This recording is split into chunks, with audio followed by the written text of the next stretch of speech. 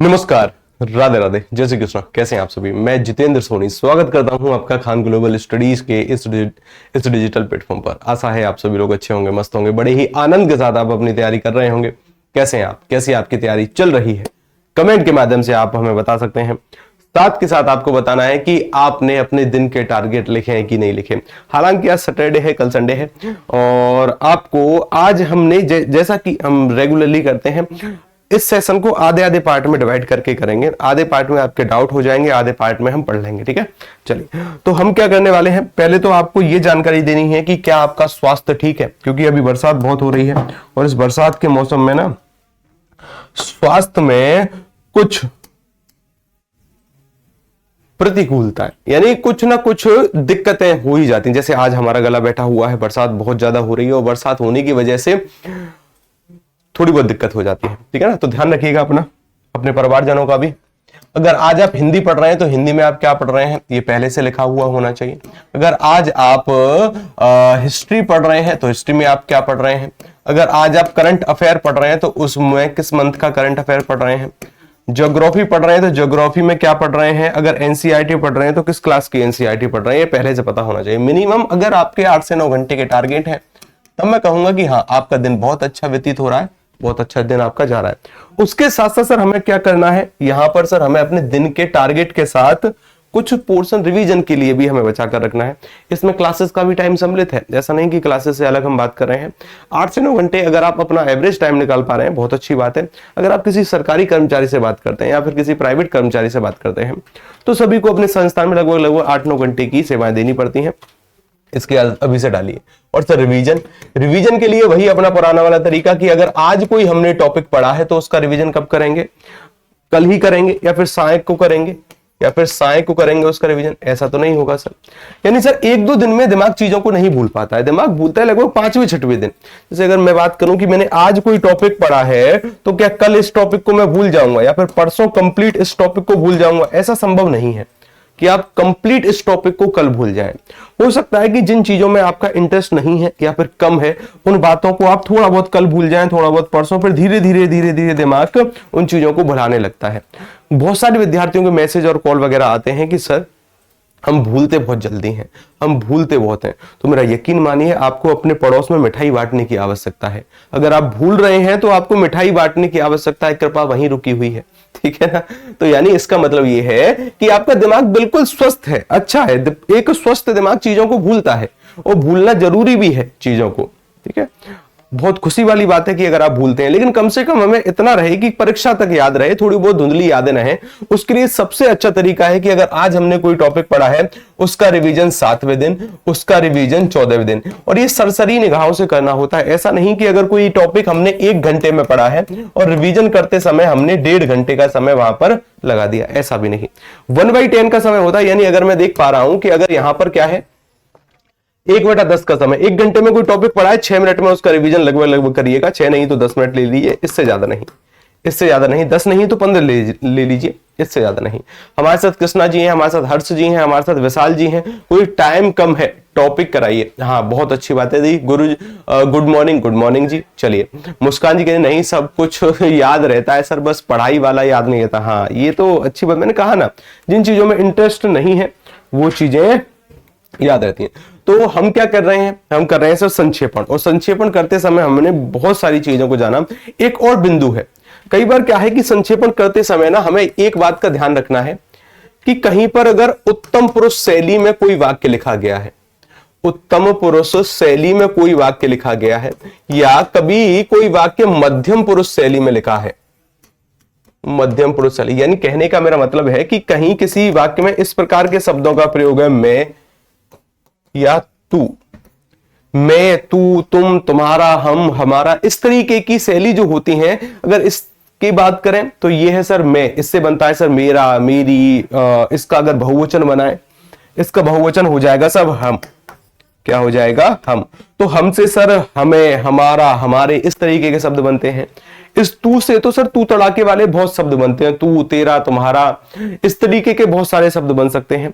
तो जहां पर ये उत्तम पुरुष शैली का प्रयोग हुआ है या फिर मध्यम पुरुष शैली का प्रयोग हुआ है, संक्षेपण करते समय ध्यान रखना, जहां पर आवश्यक है वहां पर तो इनका प्रयोग हम चलो एक रेयर बाई रेयर स्थिति में स्वीकार कर लेंगे, लेकिन जहां पर आवश्यकता नहीं है तो कोशिश करना कि इसको अन्य पुरुष में बदलने की, किसमें, इसको अन्य पुरुष शैली में परिवर्तित करने की। अन्य पुरुष शैली यानी यहां पर इस प्रकार के शब्दों का प्रयोग करना कि वह, ठीक है ना, इस प्रकार वह, वो, वे, इस तरीके के शब्दों का प्रयोग करने की कोशिश करना। संक्षेपण करते समय हमें ध्यान रखना होता है कि इस तरीके के शब्दों का प्रयोग ना के बराबर होता है। आगे चलें। कल हमने एक सवाल किया, एक सवाल करने के बाद मैंने आपसे कहा कि इस सवाल को अपनी कॉपी में नोट करना। कुछ इस तरीके का सवाल था, इंडियन फिलोसफी से संबंधित एक गद्यांश था, एक अवतरण था, जिसका हमने संक्षेपण करने का प्रयास किया। आज प्रश्न क्रमांक 2 है, और प्रश्न क्रमांक 2 हमसे क्या कहता है, यह भी काफी अच्छा सवाल है, और यह जो सवाल है यह संबंधित है सर कागज को लेकर, यानी जो भारत में कागज की स्थिति है, जो कागज उद्योग है, उससे संबंधित एक ये गद्यांश है जिसको हमें पढ़ना है, और पढ़ने के बाद इसका 1/3 शब्दों में संक्षेपण करना है। तो स्टार्ट करें, चलिए शुरू करते हैं। देखिए अब आपको क्या करना है कि यहां से इसको पढ़ने का नंबर लगाना है और अंत तक पढ़ना है। कहां पढ़ना है, अंत तक पढ़ना है। थोड़ा बहुत समय ले लो, 5 मिनट तो ज्यादा हो जाएंगे, कुछ समय आप ले सकते हैं। चलो हमने हटा ही दिया उसको। चलिए यहां से पढ़ने का नंबर स्टार्ट लगाइए, पढ़ना शुरू कीजिए और इसको अंत तक पढ़िए 1-2 मिनट के अंतराल में।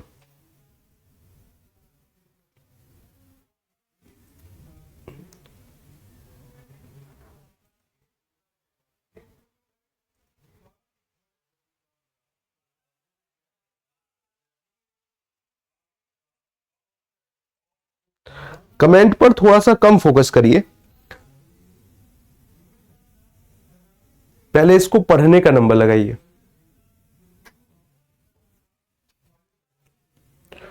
और जो जो यहां पर आंकड़े दिए जा रहे हैं ना, उनको बस एक बार अपने माइंड में रखना। हाँ,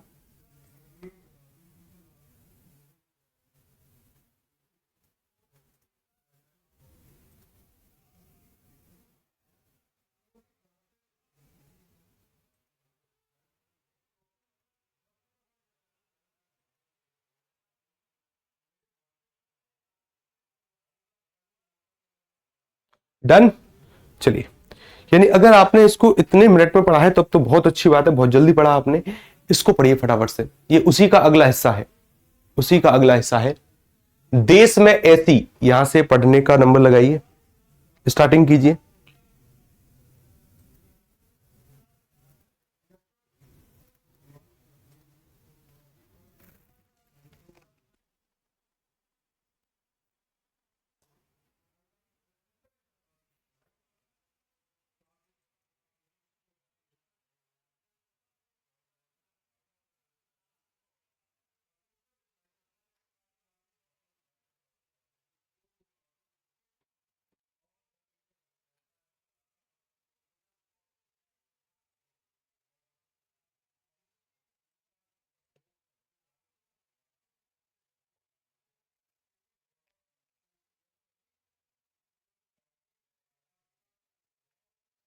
स्पीड बढ़ाइए थोड़ी सी अपनी।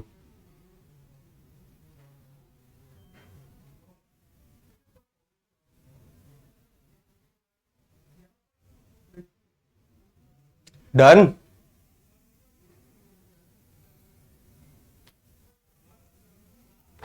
कंप्लीट हुआ, ठीक है, कंप्लीट हुआ। तो इसका जो अगला पार्ट है वो ये रहा।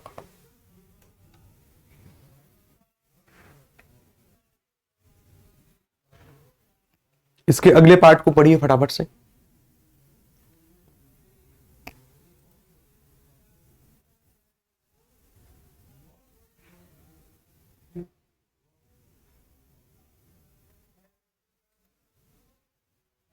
और जो जो आंकड़े आपको दिखे ना, उनको बस एक धुंधली सी याद के रूप में अपने दिमाग में रखना। उन आंकड़ों का प्रयोग करना आवश्यक है ताकि तथ्य कोई ना छूटे, संक्षेपण करते समय तथ्य ना छूटने पाए। जो एक्स्ट्रा शब्द है उनको भले ही हम नेग्लेक्ट कर सकते हैं, लेकिन आंकड़ों को नहीं। चलिए,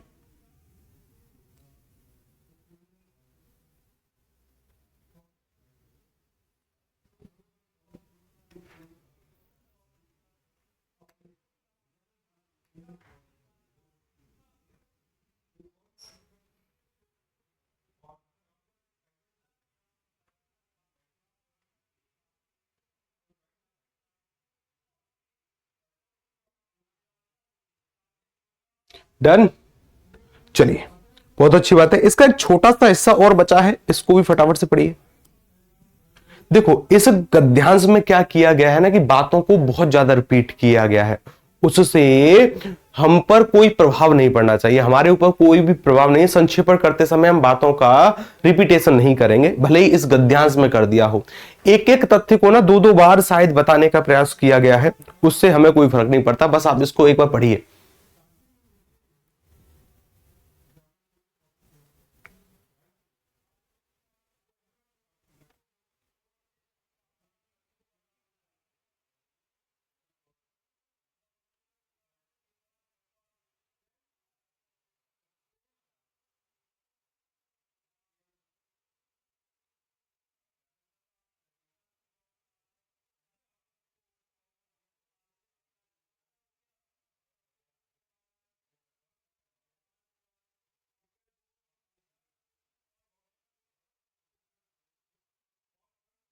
डन हुआ, कंप्लीट हुआ।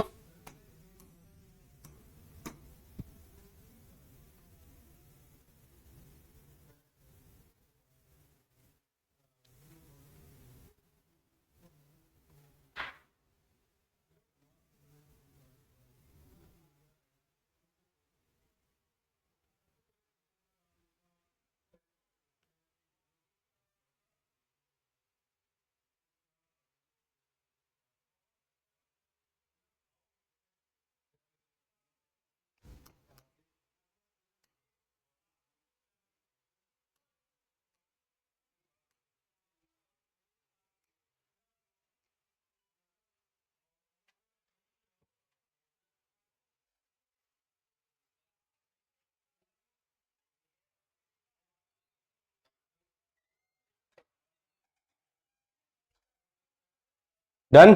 अब जरा देखिए, अब देखो, इसमें से ना आप जो जो हमारे काम की बातें हैं वो निकालने का प्रयास करते हैं कि सर वास्तव में यहां ये जो गद्यांश हमारे लिए दिया गया है ये वास्तव में किससे संबंधित है और ये क्या कहने का प्रयास कर रहा है, और इसको 1/3 शब्दों में हम किस तरीके से लेकर आएंगे। ध्यान रखिएगा, हमसे यहां पर क्या कहा गया है, एक तो सर वर्तमान स्थिति की बात करी गई है, आजकल, यानी ये जिस समय की घटना है उस समय पर यह ध्यान केंद्रित करती है कि आजकल संसार में कागज की खपत से किसी देश की साक्षरता और प्रगति का अनुमान लगाया जा सकता है। अर्थात अगर वर्तमान में किसी देश की साक्षरता का आपको अनुमान लगाना है तो वहां पर हम ये डिपेंड कर सकते हैं कि क्या यहां पर कितने प्रतिशत कागज का प्रयोग होता है। अगर आज की स्थिति की बात करें तो इस चीज से आइडिया नहीं लगाया जा सकता कि किस देश में कागज की खपत कितनी है और उससे फिर हम उसकी साक्षरता का अनुमान लगाएं। अगर मैं इस गद्यांश की बात करूं तो ये जो गद्यांश है लगभग आज से 20 साल पुरानी बातों पर ध्यान केंद्रित कराने को का प्रयास करता है कि लगभग 20 से 15 साल पुरानी बातें होंगी। आज क्या है, आज सर डिजिटल युग है और कागज का प्रयोग ना के बराबर होता है, हालांकि होता है लेकिन आजकल क्या है, इससे ज्यादा बहुत सारे इलेक्ट्रॉनिक उपकरण आ चुके हैं, उसके माध्यम से हम ये आइडिया लगा सकते हैं। लेकिन फिर भी हमें गद्यांश में दी गई बात सत्य माननी है और सत्य मानते हुए उस पर भरोसा करते हुए संक्षेपण करना है। अच्छी बात, अपने मत यहां पर प्रदर्शित नहीं करने हैं कि सर आजकल संसार में कागज की खपत से किसी देश की साक्षरता और प्रगति का अनुमान लगाया जा सकता है। सबसे पहला बिंदु क्या है कि सर देश में साक्षरता का अनुमान लगाने के लिए कागज की खपत अनिवार्य है, जरूरी है। अमेरिका में प्रति वर्ष प्रति व्यक्ति कागज की खपत का अनुमानतः कितना प्रतिशत है, ये कितना है कि सर ये यहां पर दिया गया है लगभग 400 पौंड। अब देखिए यहां पर जानबूझकर जब ये गद्यांश परीक्षा में आया था, जानबूझकर कुछ ऐसी गलतियां छोड़ी जाती हैं ताकि आप थोड़े बहुत कंफ्यूज हो जाएं। पहली गलती, यहां पर अगर आप पौंड की भाषा देखो ये कैसे लिखी गई है, यहां पर पौंड कैसे लिखा गया है और कहीं लिखा है क्या पौंड, ठीक है। चलिए तो यहां पर देखो किस तरीके से, अब देखो यहां पर पौंड ऐसे लिखा है, यानी एक ही शब्द है पौंड, ये दो अलग अलग तरीकों से लिखने का प्रयास किया गया है। अब सबसे बड़ी बात कि सर ये भी गलत है, ये भी गलत है और ये भी गलत है, ये भी गलत है, लगभग ये तीनों गलत है। पौंड शब्द जो है सर ये विदेशी भाषा का शब्द है, इस पर ना तो चंद्र बिंदु का प्रयोग होगा, क्योंकि चंद्र बिंदु हिंदी भाषा का शब्द नहीं है। चंद्र बिंदु हिंदी भाषा का ही शब्द है, ये संस्कृत में उत्पन्न नहीं हुआ है, तो इससे बनने वाले जितने भी शब्द होंगे वो हिंदी भाषा के होंगे, तो इस पर चंद्र बिंदु नहीं, आप एक केवल चंद्र का प्रयोग कर सकते हैं और डा पर एक ना का प्रयोग कर सकते हैं, ठीक है ना। हाँ, तो ये हो सकता है, ये बाकी के गलत है, लेकिन जब हम इसका संक्षेपण करेंगे तो हमें शुद्ध शब्द का प्रयोग करना है। पहला आंकड़ा सर हमें यहां पर मिला कि अनुमानतः 400 पाउंड कहां पर है, अमेरिका में है। अमेरिका के प्रति व्यक्ति कागज की खपत 400 पाउंड है। ब्रिटेन से तुलना करें तो यही खपत हो जाती है 154 पाउंड। उसके साथ अगर भारत देश की बात करें तो मात्र ये कितनी है, 1.7 पाउंड, ठीक है। अच्छी बात, आगे चलिए। इन आंकड़ों से पता चलता है कि संसार में अन्य देशों की अपेक्षा अभी हमारा देश कितना पिछड़ा हुआ है, अभी हमारा देश कितना पिछड़ा हुआ है। आगे चलते हैं, और इन देशों के बराबर आने में हमें कितना प्रयत्न करना है। विगत वर्षों में देश ने कागज उद्योग में काफी प्रगति की है। दूसरे देशों में कागज प्राय लकड़ी की लुगदी से बनाया जाता है। दूसरे देशों में प्राय क्या होता है, कागज लकड़ी की लुगदी से तैयार होता है। हमारे देश में कागज बनाने के लिए उपयुक्त, इस उपयुक्त शब्द का अर्थ होता है उचित। इस तरीके के 2-3 शब्द होते हैं जो कि हम सामान्यतः प्रयोग करते हैं। एक ये शब्द है उपयुक्त, उपयुक्त, और उपयुक्त के साथ कई बार आपने ये शब्द देखा होगा उपरोक्त, और कई बार ये वाला शब्द देखा होगा उपर्युक्त। ये 3 शब्द समानतः प्रचलित होते हैं और इन तीनों शब्दों का अपने आप में कुछ अलग अर्थ है। इसकी बात करें कि सर उपयुक्त शब्द का अर्थ क्या होता है, उचित। इस शब्द का अर्थ क्या होगा, इस शब्द का अर्थ होता है सर उचित। उपरोक्त जैसा कोई भी हमारी हिंदी में शब्द नहीं है। किसी भी वाक्य में अगर इस तरीके का शब्द दिखाई दे आपको उपरोक्त, ऐसा कोई हमारी हिंदी के पास शब्द नहीं है, गलत लिखा गया है। अगर यहां पर बात करें सर उपर्युक्त, इस शब्द का अर्थ क्या होता है, जो ऊपर लिखा गया है, जो ऊपर लिखा गया है। अगर किसी ने कभी कोई विकल्प लिखे होंगे या फिर विकल्प वाली परीक्षाएं में आप बैठे होंगे या फिर नहीं भी बैठे होंगे, तो आपने देखा होगा कि सामान्यतः विकल्प क्रमांक डी में लिखा होता है उपर्युक्त सभी। उपर्युक्त सभी यानी ये जितने भी ऊपर विकल्प लिखे गए हैं ये सभी लागू होते हैं। इस शब्द का अर्थ क्या होता है कि उपर्युक्त सभी। इसका जो विलोम बनता है वो बनता है निम्नलिखित।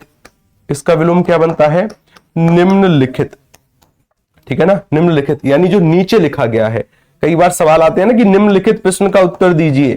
निम्नलिखित यानी जो नीचे लिखा गया है और इसका जो ऊपर लिखा गया है, ऐसा कोई शब्द नहीं है, ध्यान रखना। आगे चलते हैं तो सर यहां पर इस शब्द का अर्थ क्या है, उचित। इस शब्द का अर्थ उचित, कि कागज बनाने के लिए उचित लकड़ी की मात्रा कम ही नहीं वरन दुर्गम हिमालय के दूरस्थ क्षेत्रों में पाई जाती है। ये पॉइंट हम अपने कहां पर प्रयोग करेंगे, हम प्रयोग करेंगे अपने संक्षेपण में, कि सर हमारे भारत से अगर तुलना करें कि लड़की कह रहा हूं, लकड़ी की मात्रा कम ही नहीं वरन दुर्गम हिमालयी क्षेत्रों में पाई जाती है। यद्यपि कच्ची सामग्री सस्ते दामों पर मिल सके तभी तैयार माल सस्ते मूल्य पर दिया जा सकता है। आगे चलिएगा। हाँ जी, इसका अगला हिस्सा ये रहा, देश में ऐसी अनेक वस्तुएं प्राप्त हैं जिनसे कागज बनाया जा सकता है, फिर भी यह नितांत, यह शब्द अच्छा है, ठीक है। एक शब्द का प्रयोग किया है यहां पर, नितांत। नितांत शब्द का अर्थ होता है बिल्कुल। नितांत शब्द का अर्थ क्या होता है, बिल्कुल। इस शब्द का अर्थ क्या होगा, बिल्कुल, यानी 100% के लिए प्रयोग होता है। यह नितांत आवश्यक है कि कागज तैयार करने के लिए नई सामग्री की खोज की जाए। यह क्या आवश्यक है कि भारत में कागज जो उद्योग है ना वो इस वजह से पिछड़ा हुआ है कि एक तो यहां पर लकड़ी की खपत जो भी होती है वो पर्याप्त नहीं है, और जितनी भी लकड़ी है वो हिमालयी क्षेत्र के दूरस्थ क्षेत्रों में पाई जाती है। देहरादून की वन गवेषणशाला कहां की है, देहरादून की है। इसने एक रिपोर्ट पेश करी, क्या ने भारतीय कागज उद्योग के साथ मिलकर, एक और संस्था है भारतीय कागज उद्योग के साथ मिलकर, इस दिशा में स्तुत्य का अर्थ होता है जो स्तुति योग्य हो, जो प्रशंसनीय हो, जो श्लाघनीय हो, स्तुत्य कार्य किया है। कागज उद्योग में सलाहकार समिति तथा प्राविधिक उप समिति अपने वार्षिक अधिवेशनों में गत वर्ष के कार्य को सिंहावलोकन करती है। सिंहावलोकन शब्द का अर्थ होता है कि उनको मॉनिटर करती है, ठीक है, और अगले वर्ष का कार्यक्रम निर्धारित करती है।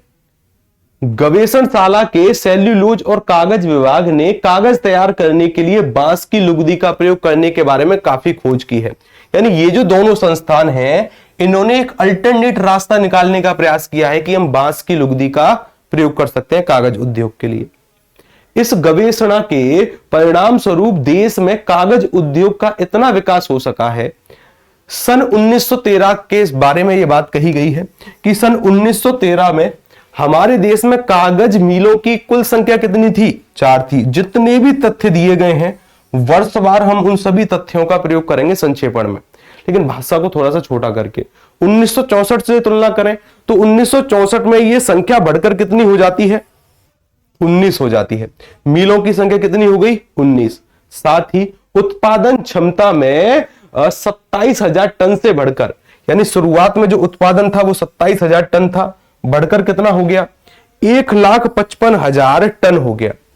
1,55,000 टन। याद रखिएगा यहां पर 1,55,000 टन है। हम चाहें तो इसको संक्षेपण करते समय अंकों में प्रयोग कर सकते हैं तथ्यवार तरीके से।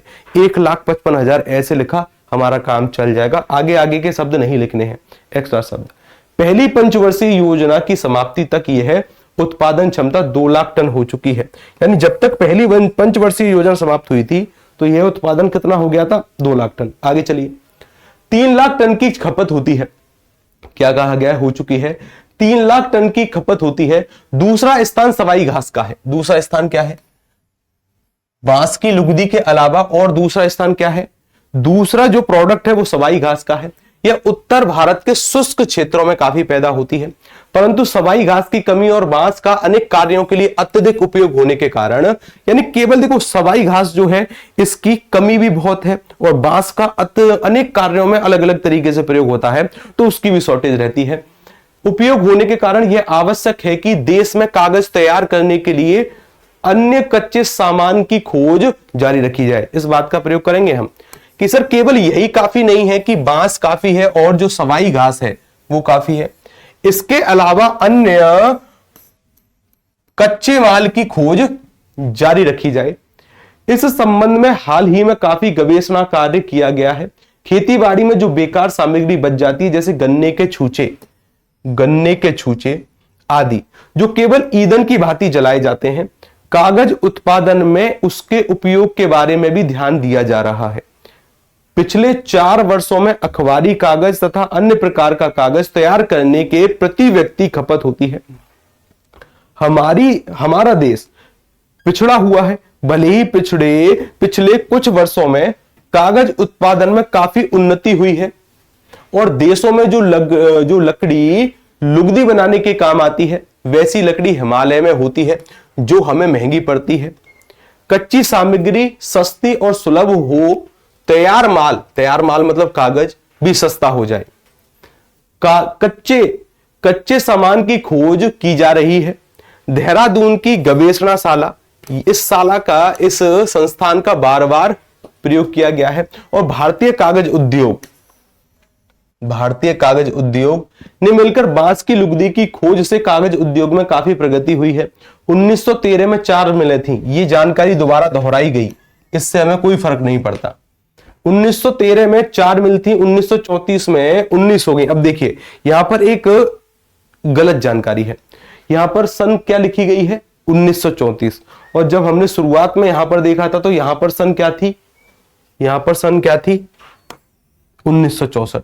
इस तरीके की गलतियां जानबूझकर कई बार होती हैं या फिर जानबूझकर गलतियां कई बार करी भी जा जाती हैं। हो सकता है कि ये टाइपिंग मिस्टेक भी हो सकता है कि जानबूझकर करी गई है। अभी हम आएंगे इस मुद्दे पर। यहां पर 1964 में बढ़कर संख्या कितनी हो गई? 19। और अभी हमने क्या पढ़ा है? अभी भी पढ़ा है कि 1934 में कितनी हो जाती है? 19 हो जाती है। अभी इस पर बात करेंगे कि सत्य किसे मानेंगे, 1964 को कि 1934 को। आगे चलते हैं। उत्पादन में भी 27,000 टन से बढ़कर 1,55,000 टन हो गया है, यह भी बिल्कुल सही बात है। प्रथम पंचवर्षीय योजना की समाप्ति तक कागज का यह उत्पादन 2 लाख टन हो जाएगा। यहां तक सर ये जितनी भी बातें पढ़ी हैं हमने अभी अभी रिसेंट, ये सभी बातें दोहराई गई हैं। आगे चलिएगा जरा। इस उद्योग में बांस का उपयोग प्रति वर्ष 2 लाख टन है, जो कुल का 60% है। दूसरा स्थान सवाई घास का है। आवश्यक है कि कच्चे माल की और खोज की जानी चाहिए। कच्चे माल की और खोज की जानी चाहिए, इंपोर्टेंट तथ्य है। गन्ने के छूचे काम में लाए जा रहे हैं। पिछले 4 वर्षों में 20 तरह की वस्तुओं का प्रयोग लुगदी बनाने में हुआ है। 20 तरह की वस्तुओं का प्रयोग लुगदी बनाने में किया गया है। गन्ने के छूचे सस्ते पड़ते हैं। दक्षिण भारत में सलाई लकड़ी का, महाराष्ट्र में खरगोल का अखबारी और छपाई के लिए कागज के लिए लुगदी बनाने का प्रयोग किया जा रहा है। अखबारी कागज की कमी है, बांस से सस्ता अखबारी कागज तैयार किया जा रहा है। यानी ये जो गद्यांश है ना, ये जो गद्यांश लिखा गया है ये केवल और केवल कागज से संबंधित है। 3 लाख है, 2 नहीं सर, हाँ जो भी होगा, जो भी कहां है 3 लाख। हाँ, जो हमारी पंचवर्षीय योजना से संबंधित है ना, वहां पर 2 और 3 लाख दोनों ही तथ्य दिए गए हैं। कोई बात नहीं, यहां पर देखो कुछ जानकारी गलत है। अब गलत जानकारी की बात करें तो वो गलत जानकारी कौन सी है सर? एक जगह सन लिखी गई है 1964। कब लिखी गई है? 1964। और एक जगह सन लिखी गई है जी हमारी कितनी? एक जगह सन लिखी गई है 1934। 1934। अब दिक्कत यह है कि सर दोनों ही जगह मिल की संख्या कितनी हो गई? 19 हो गई। दोनों ही जगह क्या बताया जा रहा है कि मिलों की जो संख्या हो गई वो 19 हो गई। लेकिन पहले वाली जानकारी में एक और तथ्य दिया गया है कि यहां पर क्या हुआ है कि पहली पंचवर्षीय योजना के अंत तक ये खपत, ये उत्पादन कितनी हो जाएगा? उत्पादन क्षमता 27,000 से बढ़कर 1,55,000 टन हो गई। पहली पंचवर्षीय योजना की समाप्ति तक ही वह उत्पादन क्षमता 2 लाख टन हो चुकी है। यानी जब तक पहली पंचवर्षीय योजना की ईयर क्या है, ये कब आती है पहली पंचवर्षीय योजना? ये पहली पंचवर्षीय योजना की अगर किसी को सन पता है तो फटाफट से छापो। 1934। अच्छा, 1934 में पहली पंचवर्षीय योजना आएगी। वाह,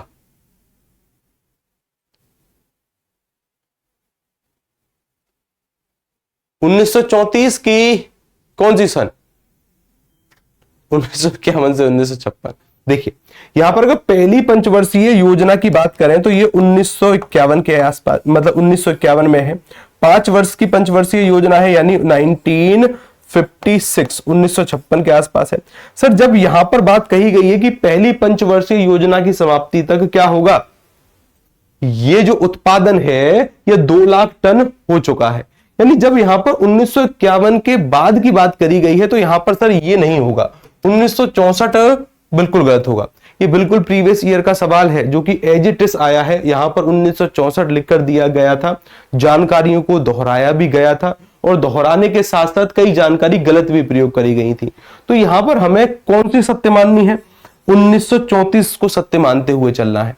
किसको सत्य मानते हुए चलना है? 1934 को सत्य मानते हुए चलना है। ये केवल अपने विवेक के आधार पर हमने निर्णय लिया है और कोई आधार नहीं, केवल विवेक के आधार पर कि सर जब उससे अगली जो लाइन है वो पहली पंचवर्षीय योजना से संबंधित है और पहली पंचवर्षीय योजना का जो सन है वो है सर 1991।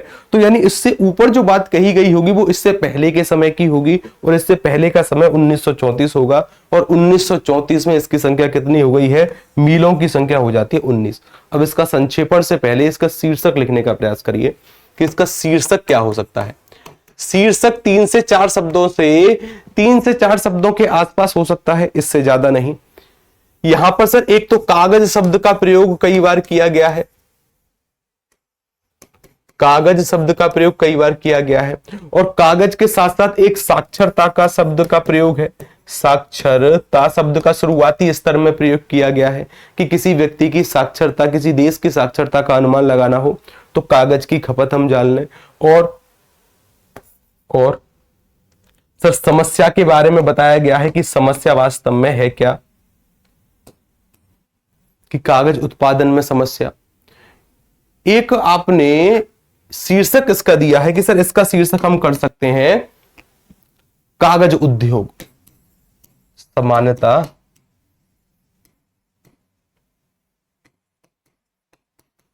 कागज उद्योग और कागज प्रगति विकास और विकल्प, ये दूसरा आ गया कि सर कागज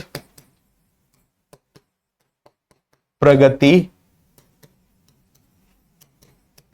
विकास और विकल्प, चलिए इंटरेस्टिंग है। और कागज विकास एवं विकल्प, कागज विकास, कागज विकास एवं विकल्प और कागज देहरादून उत्तराखंड में शामिल सलाई, ये नहीं हो सकता। कागज खपत और पर्यावरण, पर्यावरण नहीं शब्द आएगा। कागज उत्पादन में विभिन्न समस्याएं, पुष्पिंदर जी कह रहे हैं कि गुरुजी कागज उत्पादन में विभिन्न समस्याएं, नहीं। कागज की प्रगति संसार में, नहीं। और कोई, कागज एवं भारत का विकास, कागज एवं भारत का विकास, कागज की उपयोगिता में कमी,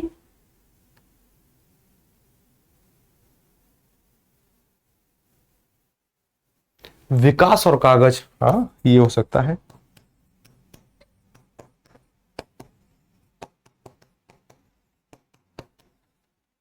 विकास और कागज, और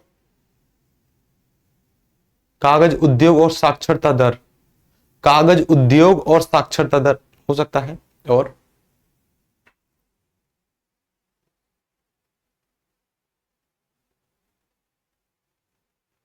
अच्छा देखिए, एक इसका शीर्षक मैं लिखने का प्रयास करता हूं, जरा देखना क्या ये हो सकता है कि कागज उत्पादन में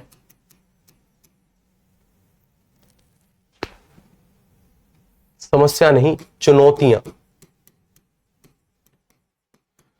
चुनौतियां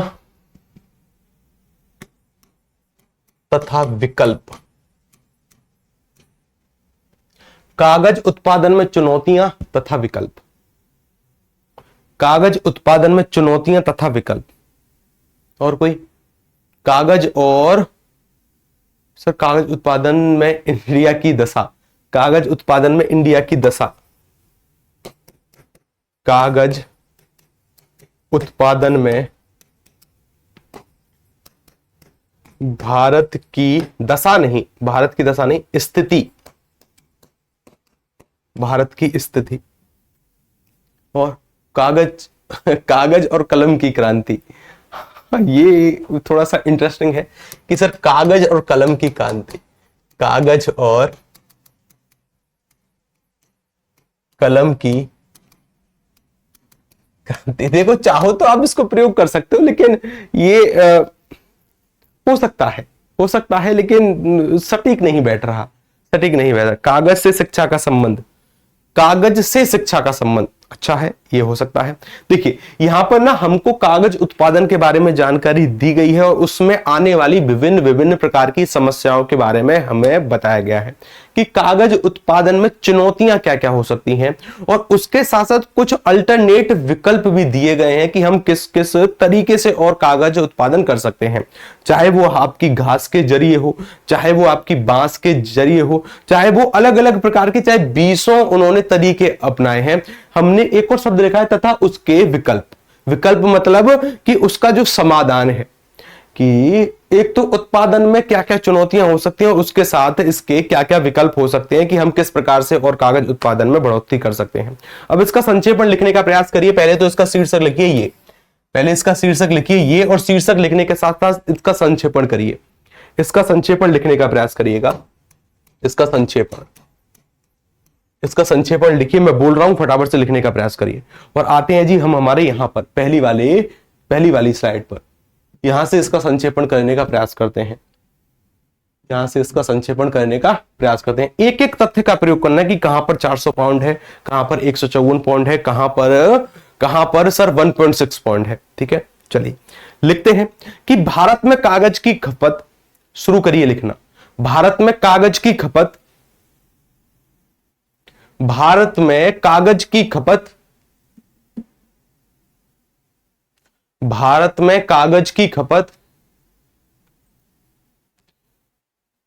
विकसित देशों की तुलना में, भारत में कागज की खपत विकसित देशों की तुलना में, विकसित देशों की तुलना में बहुत कम है, बहुत कम है।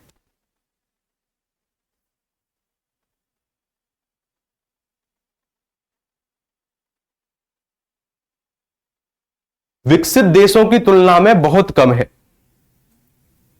विकसित देशों की तुलना में बहुत कम है। जिससे साक्षरता, जिससे साक्षरता और प्रगति की स्थिति, जिससे साक्षरता और प्रगति की स्थिति स्पष्ट होती है, जिससे साक्षरता और प्रगति की स्थिति स्पष्ट होती है, प्रगति की स्थिति स्पष्ट होती है। एक पूर्ण विराम चिन्ह, एक पूर्ण विराम चिन्ह, प्रगति की स्थिति स्पष्ट होती है। अमेरिका और ब्रिटेन में, अमेरिका और ब्रिटेन में कागज की खपत, अमेरिका और ब्रिटेन में, अमेरिका और ब्रिटेन में कागज की खपत क्रमशः, कागज की खपत क्रमशः 400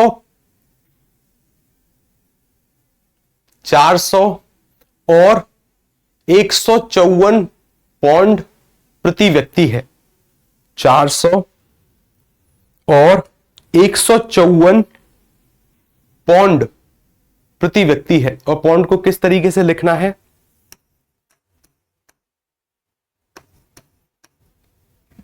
ये देखो, ये है ड़ा, ठीक है ना, ड़ा ड़ा, ठीक है।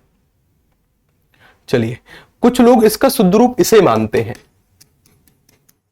ये भी प्रयोग हो सकता है, लेकिन सामान्यतः यही प्रयोग होता है, लेकिन इससे ज्यादा सटीक शुद्ध ये है, ठीक है।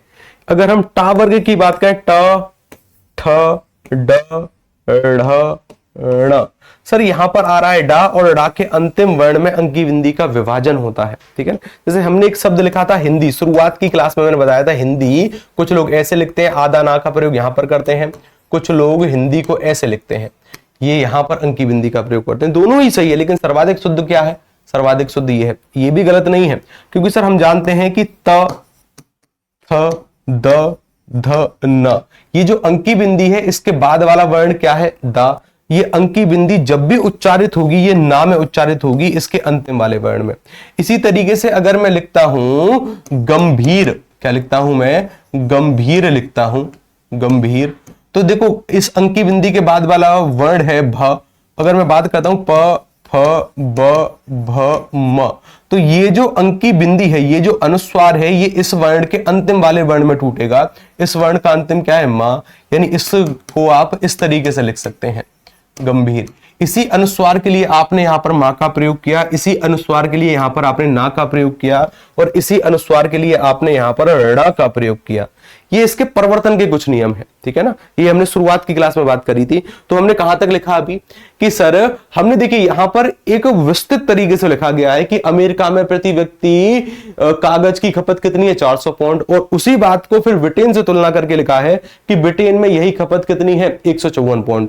और हमने क्या लिखा? हमने अमेरिका और ब्रिटेन को साथ किया, और साथ करने के बाद इनकी खपत क्रमशः लिख दी, और क्रमशः के बाद हमने 400 के बाद पौंड नहीं लिखा है, 400 तथा 154 पौंड, यानी 154 शब्द के बाद हमने पौंड शब्द का प्रयोग किया है, ताकि यह पता चले कि हाँ हम हमारी शब्दों की बचत हो पाए। 400 के बाद पौंड शब्द का प्रयोग करना बिल्कुल गलत है, जो कि हम 154 शब्दों के बाद करेंगे, ठीक है ना, 154 शब्द के बाद। और ऊपर से हमने कहा है कि ये दोनों जो आंकड़े हैं ये प्रति व्यक्ति आय के हैं, और अंत में हमने प्रति व्यक्ति आय शब्द का प्रयोग किया है कि ये पौंड प्रति व्यक्ति है। प्रति व्यक्ति लिखा, एक अल्प विराम चिन्ह लगाइए, प्रति व्यक्ति है अल्प विराम चिन्ह, अल्प विराम चिन्ह। जबकि भारत में यह मात्र, जबकि भारत में यह मात्र 1.6 पौंड है, जबकि भारत में यह मात्र 1.6 पौंड है। पूर्ण विराम चिन्ह, पूर्ण विराम चिन्ह। कागज उत्पादन में, कागज उत्पादन में, कागज उत्पादन में लकड़ी की कमी, कागज उत्पादन में लकड़ी की कमी और दुर्गमता, और दुर्गमता के कारण, लकड़ी की कमी और दुर्गमता के कारण लागत बढ़ जाती है। लकड़ी की कमी और दुर्गमता के कारण लागत बढ़ जाती है, लागत बढ़ जाती है। पूर्ण विराम चिन्ह, लागत बढ़ जाती है। देश में कागज बनाने के लिए, देश में कागज बनाने के लिए नई सामग्री, नई सामग्री, कागज बनाने के लिए नई सामग्री की खोज पर जोर दिया जा रहा है, खोज पर जोर दिया जा रहा है, खोज पर जोर दिया जा रहा है। पूर्ण विराम चिन्ह, खोज पर जोर दिया जा रहा है। पूर्ण विराम चिन्ह। देहरादून की वन गवेषणशाला, देहरादून की वन गवेषणशाला, अब देखिए जो हमने प्रयोग किया गया है ना, कि जो हमने ये बिल्कुल नहीं कहा है कि ये हिमालय के दूरस्थ क्षेत्र में पाई जाती है, हमने कहा है कि लकड़ी की कमी है और उसमें दुर्गमताएं बहुत हैं, ठीक है ना। हाँ, हमने इन शब्दों का प्रयोग नहीं किया कि वो दूरस्थ क्षेत्र में पाई जाती हैं या फिर कहीं पर भी नहीं। इन सभी बातों को हमने अवॉइड करने का प्रयास किया है, छोटा करने का प्रयास किया है। तो हमने कहां तक लिखा, हाँ, देहरादून की गवेषणशाला, देहरादून की वन गवेषणशाला, देहरादून की वन गवेषणशाला, देहरादून की वन गवेषणशाला, वन गवेषणशाला ने बांस की लुगदी, बांस की लुगदी का उपयोग, बांस की लुगदी का उपयोग, बांस की लुगदी का उपयोग, बांस की लुगदी का उपयोग, बांस की लुगदी का उपयोग करके कागज उद्योग में, कागज उद्योग में महत्वपूर्ण योगदान दिया है। यानी देहरादून की वन गवेषणशाला ने कागज की, बांस की लुगदी का उपयोग करके कागज उद्योग में महत्वपूर्ण योगदान दिया है। पूर्ण विराम चिन्ह, कागज उद्योग में महत्वपूर्ण योगदान दिया है। पूर्ण विराम चिन्ह। अब देखो, अब हम इन सभी तथ्यों का प्रयोग करेंगे कि 1913 में क्या हुआ और 1936 में क्या, 1934 में क्या हुआ। 1913 में, 1913 में 4 मिलों से बढ़कर, 1913 में 4 मिलों से बढ़कर, 4 मिलों से बढ़कर 1934 में, 1934 में 19 मिलें हो गई। 1934 में 19 मिलें हो गई। हमने यहां पर 1964 शब्द का प्रयोग नहीं किया है, इस सन का प्रयोग नहीं किया है। हमने किस सन का प्रयोग किया है, हमने सर जो अंतिम में बताया है ना कि सर ये 1934 है, इसका प्रयोग किया है। इसको सिद्ध मानते हुए हम चले हैं कि 1934 में, 1934 में 19 मिलें हो गई, 19 मिलें हो गई और उत्पादन क्षमता, और उत्पादन क्षमता 27,000 टन से बढ़कर, 27,000 ऐसे लिखना अंकों में, 27,000 टन से बढ़कर, 27,000 टन से बढ़कर कितनी हो जाती है, 27,000 टन से बढ़कर। सर यहां पर एक आंकड़ा दिया है कि 1936 में क्या होता है, हो गई, और 27,000 टन से बढ़कर 1,55,000 टन हो गई, 1,55,000 टन हो गई। पूर्ण विराम चिन्ह। 27,000 टन से बढ़कर 1,55,000 टन हो गई। अब चाहे इन तथ्यों का, इन आंकड़ों का हमारे गद्यांश में 2 से 3 बार प्रयोग किया गया है, हमें गद्यांश में 1 बार प्रयोग करना है, हमें अपने संक्षेपण में 1 बार प्रयोग करना है। हो गई। पूर्ण विराम चिन्ह। प्रथम पंचवर्षीय योजना, प्रथम पंचवर्षीय योजना की समाप्ति तक, प्रथम पंचवर्षीय योजना की समाप्ति तक प्रथम पंचवर्षीय योजना की समाप्ति तक यह क्षमता 2 लाख टन तक पहुंच जाएगी।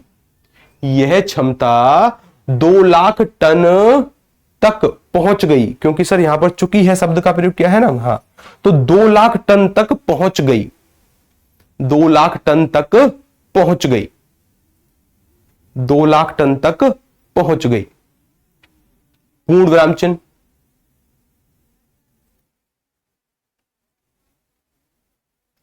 कागज निर्माण में, कागज निर्माण में, कागज निर्माण में बांस का प्रयोग लगभग, कागज निर्माण में बांस का प्रयोग लगभग 60% से अधिक होता है। कागज निर्माण में बांस का प्रयोग लगभग 60% से अधिक होता है, 60% से अधिक होता है।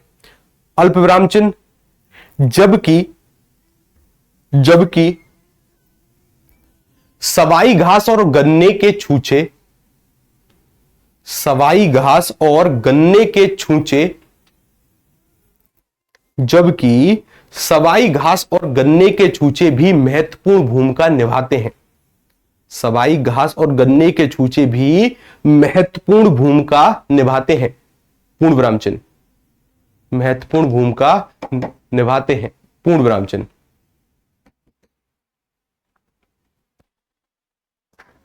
भूमिका निभाते हैं। पूर्ण विराम चिन्ह।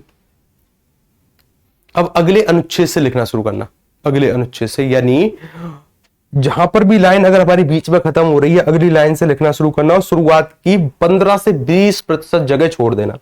शुरुआत की 15 से 20% जगह छोड़कर फिर लिखना शुरू करना। देश में कागज उत्पादन के लिए, देश में कागज उत्पादन के लिए, देश में कागज उत्पादन के लिए अन्य कच्चे माल की भी खोज जारी है। देश में कागज उत्पादन के लिए अन्य कच्चे माल की भी खोज जारी है। अन्य कच्चे माल की भी खोज जारी है।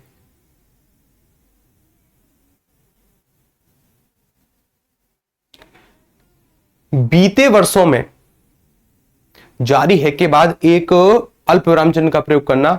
बीते वर्षों में, बीते वर्षों में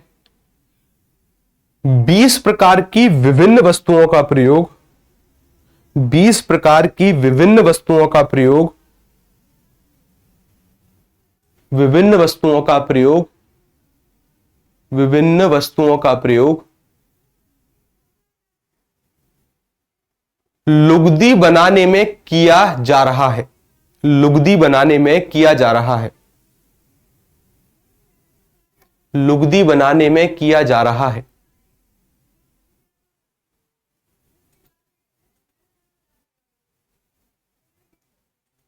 लुगदी बनाने में किया जा रहा है। लुगदी बनाने में किया जा रहा है। लुगदी बनाने में किया जा रहा है।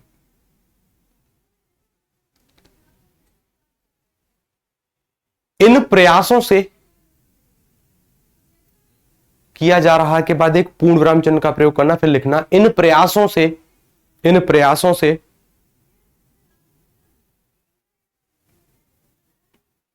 भारत में कागज उद्योग, इन प्रयासों से भारत में कागज उद्योग, कागज उद्योग की प्रगति संभव हो सकी। इन प्रयासों से भारत में कागज उद्योग की प्रगति संभव हो सकी। संभव हो सकी। पूर्ण विराम चिन्ह। इन प्रयासों से भारत में कागज उद्योग की प्रगति संभव हो सकी।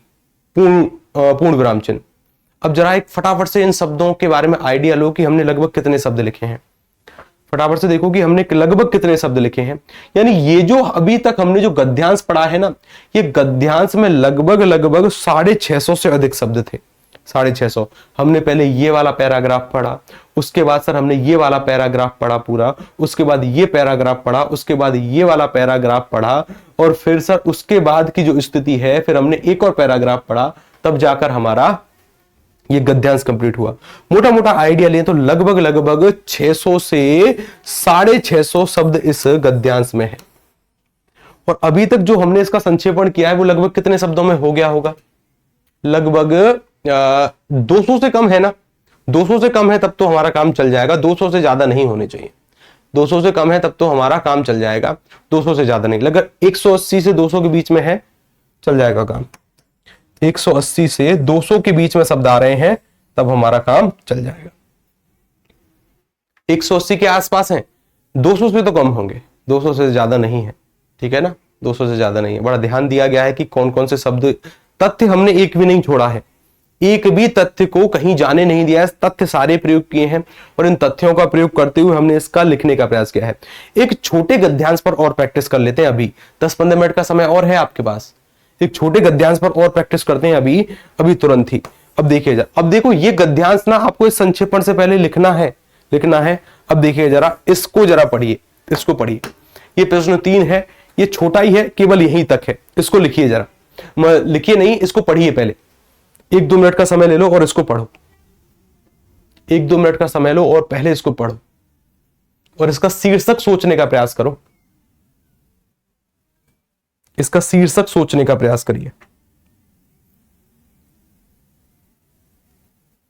जो भाषा किसी राष्ट्र के भिन्न भिन्न भाषा भाषियों के पारस्परिक विचार विनिमय का साधन बनती हुई समूचे राष्ट्र को भावात्मक एकता के सूत्र में बांधती है, उसे राष्ट्रभाषा कहते हैं। वैसे किसी भी राष्ट्र में प्रचलित सभी भाषाएं राष्ट्रीय भाषाएं हैं, राष्ट्रीय भाषाएं होती हैं, परंतु प्रत्येक समृद्धशाली राष्ट्र की कोई एक भाषा ही राष्ट्रभाषा के नाम से अभिहित की जाती है, क्योंकि वह भाषा उस राष्ट्र की प्रतीक होती है। उसी को विदेशी राष्ट्रों में सम्मान दिया जाता है, उसी में सारे राष्ट्र के अंतरात्म विद्यमान रहती है और उसी को उस राष्ट्र के नाम से अन्य देशों में जाना जाता है।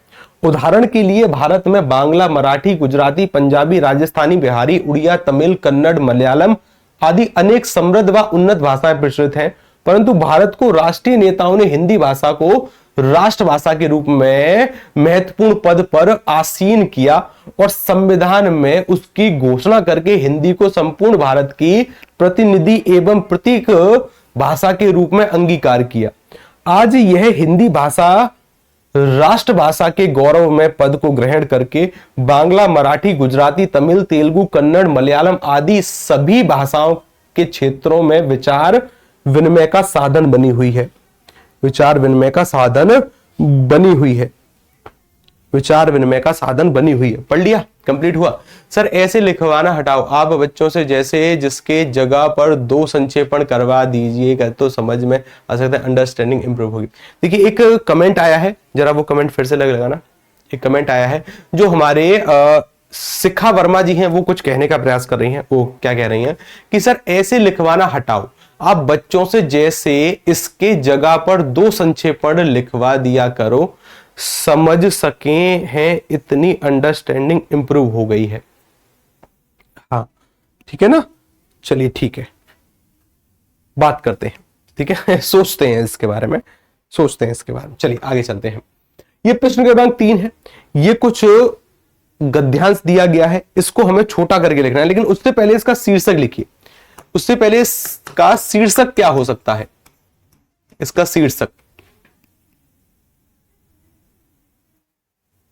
शीर्षक क्या होगा?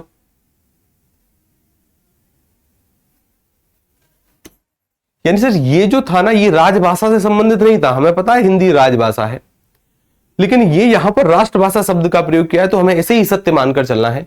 हिंदी राष्ट्र का प्रतीक, हिंदी राष्ट्र प्रतीक रूप में, हिंदी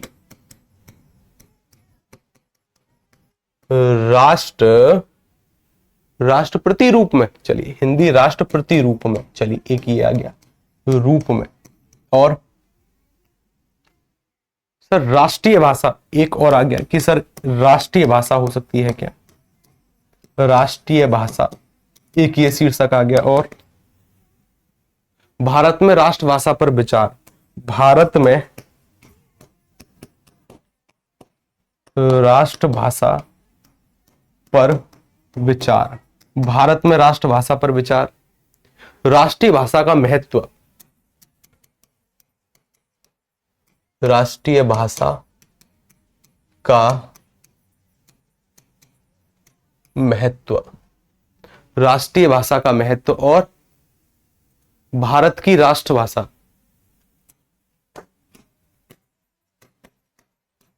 भारत की राष्ट्रभाषा और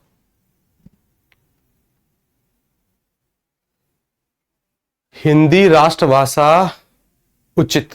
अच्छा, राष्ट्रभाषा केवल एक आया है कि सर केवल राष्ट्रभाषा हो सकता है क्या, केवल राष्ट्रभाषा हो सकता है क्या? प्रत्येक राष्ट्र की गौरवशाली राष्ट्रभाषा, प्रत्येक राष्ट्र की गौरवशाली राष्ट्रभाषा। राष्ट्र शब्द 2 बार रिपीट हुआ है, संक्षेपण में शब्द रिपीट नहीं होते। राष्ट्रभाषा पर विवाद, राष्ट्रभाषा पर विवाद बिल्कुल नहीं होगा, ये नहीं होगा। विवाद के बारे में तो कुछ कहा ही नहीं है। राष्ट्रभाषा की समृद्धि, भाषा एक प्रतिनिधि, हिंदी प्रमुख माध्यम, राष्ट्रीय भाषा एक सूत्र, ये अच्छा है। राष्ट्रीय भाषा, राष्ट्रीय भाषा एक सूत्र, राष्ट्रीय भाषा एक सूत्र और राष्ट्रीय भाषा पर विचार विमर्श, विविध भाषाओं की उपयोगिता। जरा वो कमेंट लगाना। अच्छा, देखिए इसकी अगर हम बात करें तो इसका जो शीर्षक हो सकता है ना, ये हो सकता है राष्ट्रीय भाषा का महत्व, राष्ट्रीय भाषा का महत्व। चाहे तो हम ये भी कर सकते हैं सिंपल, जो कि सभी विद्यार्थियों के द्वारा चुना जाएगा, केवल राष्ट्रीय भाषा, एक शब्द में ही, ठीक है ना, एक शब्द में ही हम चुन सकते हैं कि राष्ट्रभाषा। या फिर हम ये कर सकते हैं राष्ट्रीय भाषा का महत्व, और उससे जो तीसरे नंबर पर होगा वो ये बिल्कुल ठीक है, राष्ट्रीय भाषा एक सूत्र, राष्ट्रीय भाषा एक सूत्र, ये हो सकता है।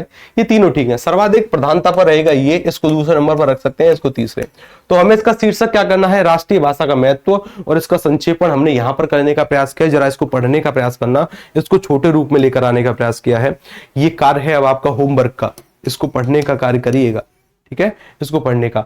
अब हम बात करते हैं आपके डाउट की। किसी को किसी भी प्रकार की समस्या है, कोई भी दिक्कत है, तुरंत आप छाप सकते हैं कि सर चाहे हमें पर्यायवाची में डाउट हुआ हो, चाहे हमें विलोम शब्दों में डाउट हुआ हो, शब्द युग में डाउट हुआ हो, संक्षेपण में कोई चीज समझ में नहीं आ रही है, संक्षेपण का कोई एक खास बिंदु समझ में नहीं आ रहा है। देखो संक्षेपण बिल्कुल आसान है, हमें छोटे शब्दों में उस बात को लिखना है ताकि हमारा कोई जो मूल अर्थ है, मूल अर्थ बिना परिवर्तित हुए उसी बात को छोटे रूप में लिख देना संक्षेपण है। केवल ये एक प्रकार का मानसिक प्रशिक्षण है, जिस पर जितनी प्रैक्टिस आप करोगे उतना अच्छा रहेगा। केवल मानसिक प्रशिक्षण है, केवल और केवल प्रैक्टिस के माध्यम से। इस पर कोई पीडीएफ नहीं मिला है, ये बड़ी दिक्कत। क्या पीडीएफ नहीं जा रही है कंप्यूटर जी? पीडीएफ आपके जहां पर आपकी चैट सेक्शन है ना, वो चैट सेक्शन तो ऑफ रहता होगा, उसके बगल में एक नोट्स करके है, वहां पर क्लिक करना तो क्लास की पीडीएफ मिल जाएगी। तो टाइम लिमिट बढ़ा दीजिए, हम बात कर रहे हैं टीम से, टाइम लिमिट जैसे ही बढ़ती है बढ़ जाएगी। सर जी प्लीज बताइए 1/3 शब्दों में, जरा वो कमेंट क्या है लगाना जरा। 1/3 शब्दों में 1/3 शब्दों में, हाँ लगभग 1/3 शब्दों में होता है। 10% ऊपर नीचे, 15% ऊपर नीचे, ये चलता है।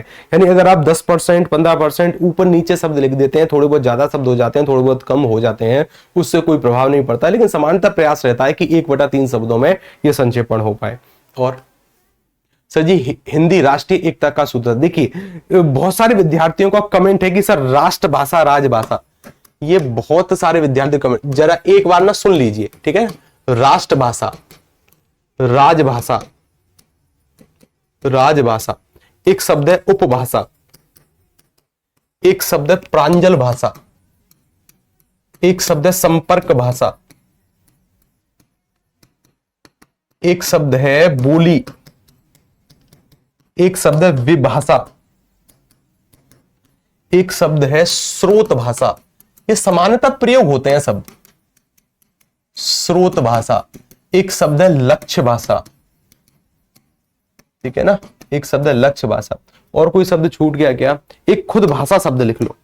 एक शब्द है भाषा, राष्ट्रभाषा, राजभाषा, उपभाषा, प्रांजल भाषा, संपर्क भाषा, बोली, विभाषा, स्रोत भाषा, लक्ष्य भाषा और भाषा। एक शब्द है मानक भाषा।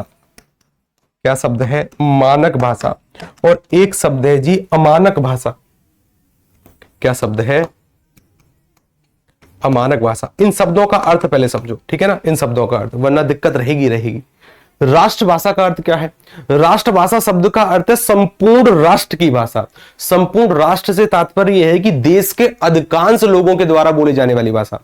और भारत में देश का अधिकांश समुदाय कौन सी भाषा बोलता है? हिंदी। लेकिन इस शब्द को संविधान ने मान्यता प्राप्त नहीं करी है, संविधान में इस शब्द का कोई उल्लेख नहीं है, इसलिए हम इस शब्द को थोड़ा बहुत अवॉइड करने का प्रयास करते हैं, ठीक है ना। जब भी कहीं पर हिंदी को राष्ट्रभाषा, हिंदी राष्ट्रभाषा है, देश के अधिकांश समुदाय हिंदी को बोलता है, लेकिन संविधान इसको प्रमाणित नहीं करता। संविधान में इस हिंदी के लिए किस शब्द का प्रयोग किया गया है? राजभाषा। राज शब्द का अर्थ होता है सर सरकारी कामकाज की भाषा, जिसमें सरकारी कामकाज सुनिश्चित होते हो, जिसमें सरकारी कामकाज होते हो, वो है राजभाषा। एक शब्द है सर उपभाषा। उप शब्द को हम पहले भी पढ़ चुके हैं, उप शब्द को हमने पर्यायवाची में पढ़ा था। जैसे मैंने कहा राष्ट्रपति, राष्ट्रपति के सर्वाधिक समीप कौन होगा? उपराष्ट्रपति। राज्यपाल के सर्वाधिक समीप कौन होगा? उपराज्यपाल। तो यहां पर भाषा के जो सर्वाधिक समीप है वो है जी उपभाषा। भाषा नहीं है कोई उपभाषा, ये भाषा के सर्वाधिक करीब है, भाषा के सर्वाधिक समीप है। हिंदी को कितनी उपभाषाओं में बांटा गया है? 5। एक शब्द, अभी इस पर बात करेंगे। एक शब्द है सर प्रांजल भाषा। हिंदी का एकदम शुद्ध रूप, शुद्ध एवं सरलतम रूप क्या कहलाता है? प्रांजल भाषा। यानी अगर कहीं पर हिंदी लिखी गई है, उसको आसानी से कक्षा 5 का भी विद्यार्थी समझ ले, उस भाषा को कहते हैं प्रांजल भाषा। हिंदी का शुद्धतम एवं सरलतम रूप क्या कहलाता है? प्रांजल भाषा। संपर्क भाषा, जब देश आजाद हो रहा था तो एक राज्य से दूसरे राज्य में संपर्क करने की स्थिति बनती है और संपर्क करने के लिए एक भाषा का चयन किया जा रहा था। उस समय हिंदी को मान्यता दी गई कि हिंदी संपर्क भाषा होगी, ठीक है ना। आगे चलते हैं। बोली किसे कहते हैं? कि सर राजस्थान का विद्यार्थी हिंदी को अलग तरीके से बोलेगा, बिहार का अलग तरीके से, मध्य प्रदेश का अलग तरीके से, यूपी का अलग तरीके से। हिंदी को अलग अलग तरीके से बोले जाने के तरीके हैं। यही तरीके क्या कहलाते हैं? यही तरीके कहलाते हैं हिंदी की बोली। और हिंदी को वर्तमान में कितने तरीकों से बोल सकते हैं? 18। हमने शुरुआत में बात करी थी इसकी। एक शब्द है सर विभाषा। इन 18 तरीकों में से कुछ बोलियां ऐसी हैं जिनमें साहित्य मिलता है, जैसे ब्रज बोली। ब्रज बोली में क्या है कि सर सूरदास के जितने भी पद हैं, जितनी भी रचनाएं हैं, समानता ब्रज बोली में मिलती हैं। रामचरितमानस की रचना अवधी में हुई है, उसके साथ साथ सर कुतुबुन है, मृगावती है, ये सभी की जो भाषा है ना, ये क्या है? ये सभी मिलती है सर अवधि में। ऐसी कोई बोली जिसमें साहित्य मिलता है उसे क्या कहते हैं? विभाषा कहते हैं। क्या कहते हैं? विभाषा। ऐसी कोई बोली, इन 18 तरीकों में से कोई ऐसा तरीका जिसमें साहित्य मिलता हो, उसे क्या कहते हैं? विभाषा। आगे चलिए, स्रोत भाषा किसे कहते हैं? आगे चलकर ना हम ट्रांसलेशन पढ़ेंगे। ट्रांसलेशन की अगर बात करें, जिस शब्द का ट्रांसलेशन किया जाएगा या फिर जिस वाक्य का ट्रांसलेशन किया जाएगा वो जिस भाषा में है उसे कहेंगे स्रोत भाषा। क्या कहेंगे? स्रोत भाषा, ठीक है ना। और जिस भाषा में उसका अनुवाद किया जाता है उसे कहते हैं लक्ष्य भाषा। क्या कहते हैं उसको? लक्ष्य भाषा। भाषा किसे कहते हैं? भाषा कहते हैं कि सर बोली के विकसित रूप को, बोली के विकसित, जब बोली विकसित हो जाती है तो क्या बन जाती है? भाषा बन जाती है। और जब बोली आदि विकसित होती है तो क्या बनती है? अर्ध विकसित रूप। अर्ध विकसित रूप क्या है? विभाषा, क्योंकि इसमें साहित्य मिलता है ना, ये बोली का अर्ध विकसित रूप है। और जब बोली पूर्णता मानकीकरण पर आ जाती है, उसका पूर्णता विकास हो जाता है, तब बन जाती है भाषा।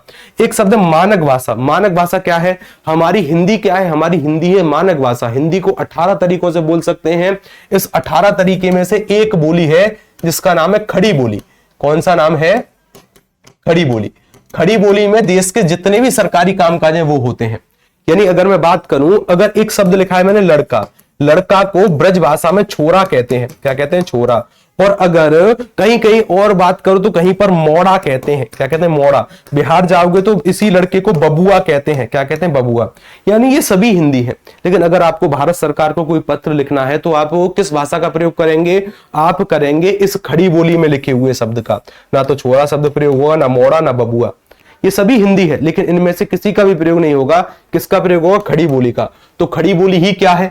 खड़ी बोली ही मानक है, जो कि राजभाषा के रूप में कार्य कर रही है, ठीक है ना। अच्छी बात है। ये है मानक भाषा। कौन सी? अमानक। अमानक की बात करें, ये सभी अमानक है। अमानक की बात करें, ये सभी अमानक है जो कि भारत सरकार जिनमें अपना कार्य नहीं करती, वो क्या है? वो सभी अमानक है। एक और शब्द है जिसका नाम है मातृभाषा। क्या नाम है? मातृभाषा। मातृभाषा का अर्थ क्या है? सबसे पहले सीखे जाने वाली भाषा। किसी भी व्यक्ति के द्वारा जो कोई बच्चा या जो कोई व्यक्ति जो सबसे पहली भाषा सीखता है वो मातृभाषा होती है। सबसे पहली मतलब अपने आस पड़ोस से, अपनी माता से, अपने परिवार से, अपने समुदाय से, अपने देश से, अपने समाज से जो उसके द्वारा पहली भाषा सीखी जाएगी क्या होगी? मातृभाषा। अगर किसी बच्चे का जन्म केरल में हुआ है तो वो क्या होगा? वो वहां से मलयालम बोलना सीखेगा सबसे पहले, वो उसकी मातृभाषा है। जैसे मेरा जन्म वृंदावन में हुआ है तो मैं सबसे पहले क्या बोलता हूं? ब्रज। सबसे पहले मैंने क्या सीखी होगी? ब्रज सीखी होगी। उसके बाद मैंने दूसरी और कई भाषा सीखी होंगी। तो जो बच्चे के द्वारा सबसे पहली भाषा सीखी जाती है वो क्या होती है? मातृभाषा, जो वो है अपने समाज से, अपने परिवार से सीखता है। ठीक है ना?